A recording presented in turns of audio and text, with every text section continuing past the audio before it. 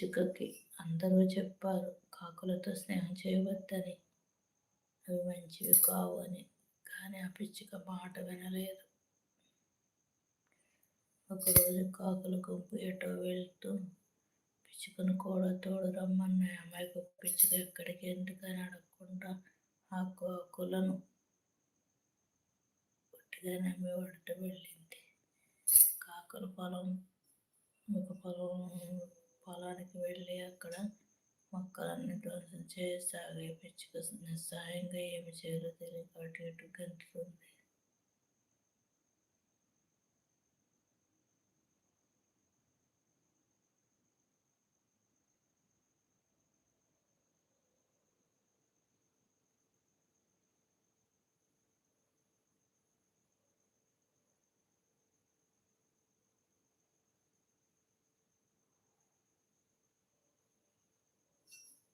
అంతలో